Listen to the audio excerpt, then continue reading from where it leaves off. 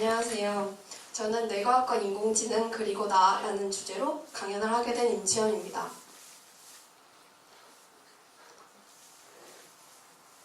네, 안 돼요.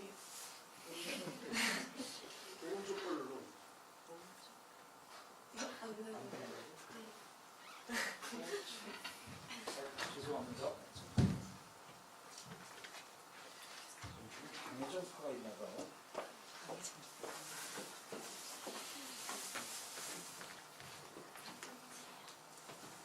이걸 껐네. 이걸 내리면 안 돼. 이거 원래 켠 거고 이렇게. 다시 할게요. 안녕하세요. 저는 뇌과학과 인공지능 그리고 나라는 주제로 강연을 하게 된 임채연입니다. 강연을 시작하기 전에 저는 무슨 내용을 강연에서 말해야 할지 많은 고민을 해봤습니다. 하지만 오늘은 보편적인 교훈이나 과학적 지식을 전달하기보다도 저만의 경험과 생각들을 전달하는 것이 더 의미 있을 거라는 생각을 하였습니다. 따라서 저는 오늘 저의 비전을 수립하게 되는 과정과 그에 따른 저의 생각들을 설명할 거고, 이제 여기 앉아 계시는 여러분들이 저의 영향을 받아 비전을 수립하거나 혹은 이제 뇌과학이나 인공지능에 관심을 갖게 되는 계기가 되길 바라며 이야기를 시작하겠습니다. 저는 작년부터 진로를 찾기 위해 많은 노력을 해왔습니다. 학과 탐방도 정말 많이 다녔고 직업 탐방도 많이 다녔듯이 정말 많은 노력을 해왔는데요. 그 중에 했던 탐구 활동에 영향을 받아 이번 연도에 ISEF에 참가할 수 있는 기회를 얻게 되었습니다.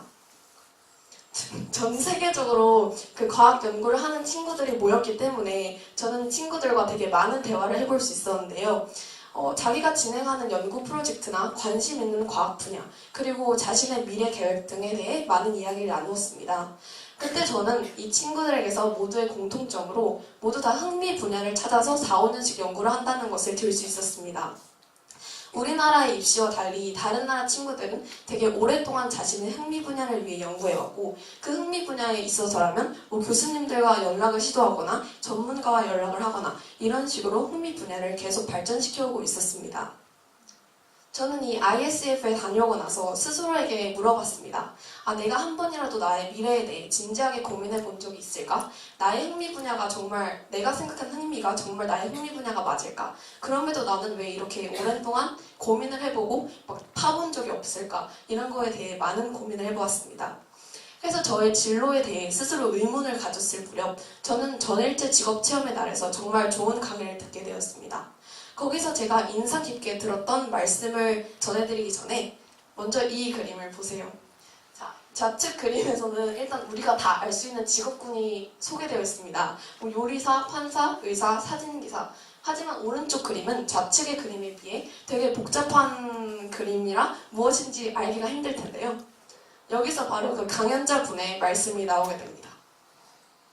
더 이상 우리는 현재 그 직업을 선택하는 것이 아니라 미래 계획을 세울 때 문장으로 자신의 비전을 완성시키라는 것이었습니다. 현재 직업군들 중에는 미래에 생길 것도 없어질 것도 정말 많고, 직업군이 유지되더라도 그 하는 일이 바뀔 경우의 수가 정말 다양합니다. 그렇기 때문에 미래의 계획은 비전으로 세우는 것이 더욱 체계적이고 상세한 미래를 꿈꿀 수 있다는 것이었죠. 그래서 저는 이 강연을 듣고 와서 이 문장을 완성시키기 위해 지금까지 노력을 해왔습니다. 나의 비전은 무엇일까? 저는 저의 비전을 찾기 위해서는 더 많은 지식이 필요했고 저에 대해 알아가는 과정도 필요했기에 정말 다양한 매체를 접했습니다. 그 중에서도 제가 중학교 때부터 들었던 테드 강의는 저에게 가장 큰 영향을 주었는데요. 테드 강의에서 저는 AI를 접할 수 있었습니다. 테드 강의를 통해 AI에 흥미를 가지게 된 후에 저는 AI에 대해 더 알아봤는데요. AI를 테드 강의에서 처음 접했다고 생각했지만 어릴 때 소아과에 갔을 때 그 환자 이름을 불러주던 그 아나운서의 목소리, 네이버 한자 사진이 등장했을 때 한자 필기 인식기, 그리고 우리가 잘 아는 아이폰의 스릴조차도 다 인공지능의 일환이었습니다. 그러니까 우리는 알게 모르게 어릴 때부터 인공지능의 세상 속에서 살아온 거죠. 저는 인공지능에 대해 지속적인 관심을 가지고 살다 보니 이 학교에서 진행한 안중재 선생님의 강의를 듣게 되었습니다. 5차시에 걸친 수업이었지만 저는 말로만 듣던 그리고 강연으로만 듣던 인공지능을 실제로 프로그래밍을 해볼 수 있는 좋은 기회였습니다. 그래서 저는 제프 호킨스의 테드 강의 그리고 안중재 선생님의 강의 그리고 저의 생각을 합쳐 뇌과학을 인공지능에 접목시키는 방안에 대해 생각해보았습니다. 근데 저의 비전을 말씀드리기 전에 이 분야에 대해 아주 간단한 설명을 해보겠습니다. 자, 이 그림은 뉴런입니다. 우리가 생물책을 펴면 가장 많이 보이는 그림인데요. 이 뉴런이 이제 신경망을 이루어서 우리가 의식적으로 선택하진 않지만 뉴런의 활동성 여부를 결정하여 생각을 하는 과정을 우리의 뇌가 갖고 있죠. 그래서 이제 뭐 뉴런이 활성화되는 뉴런은 1로, 활성화되지 않는 뉴런은 0으로 그렇게 디지털 코드로도 나타낼 수 있고요. 그리고 이게 인공지능이라는 것이 우리 뇌의 지능을 인공지능으로 그러니까 소프트웨어성을 바꾼 거기 때문에 인간의 뉴런과 같이 인공 뉴런이라는 것이 인공지능의 소프트웨어상에 존재합니다. 이 인공 뉴런들이 모여서 아까 신경망을 이뤘듯이 인공 신경망을 이루게 되는데요. 우리가 많은 데이터를 주면 그 데이터들을 통해 분계점 함수를 찾아내고 그러면 우리가 이제 아무거나 다른 질문을 던졌을 때 분계점 함수를 인식하고 있는 인공지능에서는 답을 틀렸게 낼 수 있게 되죠. 그래서 우리가 뭐 한 가지 질문을 던져주면 그 정보가 입력되고 그 분계점 함수를 통해서 계층을 이렇게 타고 그 답의 공통점을 찾아 하나의 획일화된 답을 내놓는 게 인공지능의 사고 과정입니다.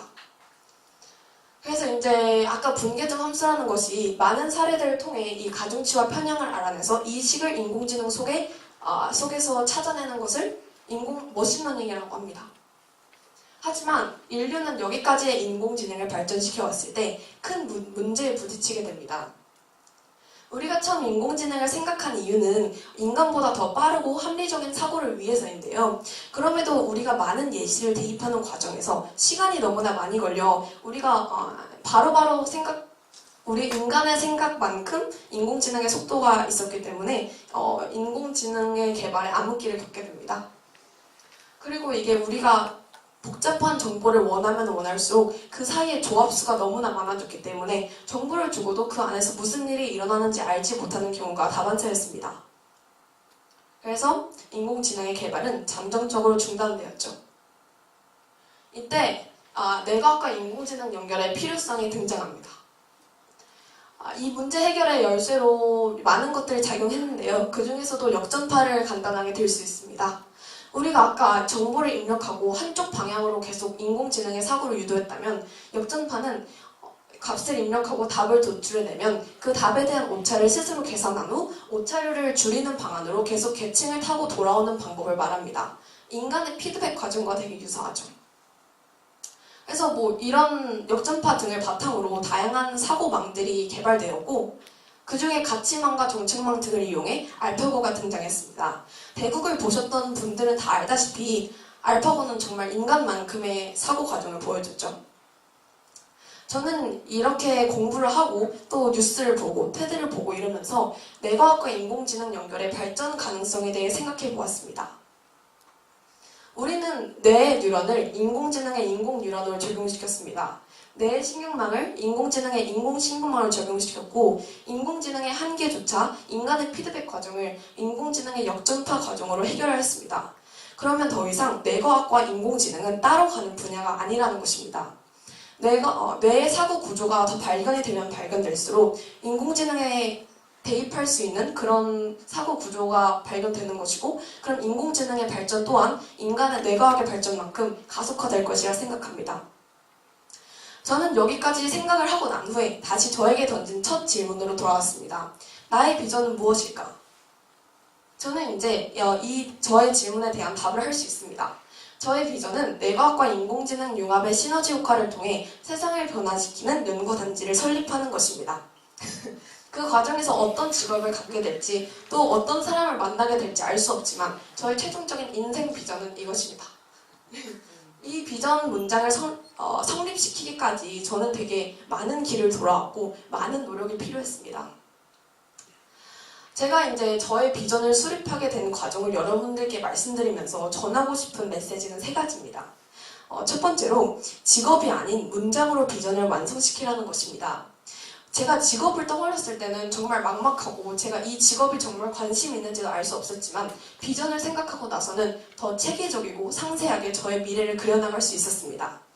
두 번째로 학습한 지식들을 능동적으로 심화시키라는 것입니다. 우리가 배우는 교과서의 지식은 정말 예전의 지식입니다. 그걸로 최근의 연구 동향을 파악할 수 없죠. 그러니까 테드 강의나 다른 매체들을 이용해서 현재 연구 동향을 알아간다면 더 가치 있는 지식이 될 것입니다. 마지막으로 여러분의 비전과 관심사를 주변 친구들과 나누셨으면 좋겠습니다. 제가 분야 간의 융합을 저의 비전으로 내세웠듯이 친구들과 이야기하고 공유하다 보면 여러분들의 아이디어도 한층 심화시킬 수 있을 것입니다. 우리의 비전 하나하나를 모아 발전된 미래를 만들어 나갑시다.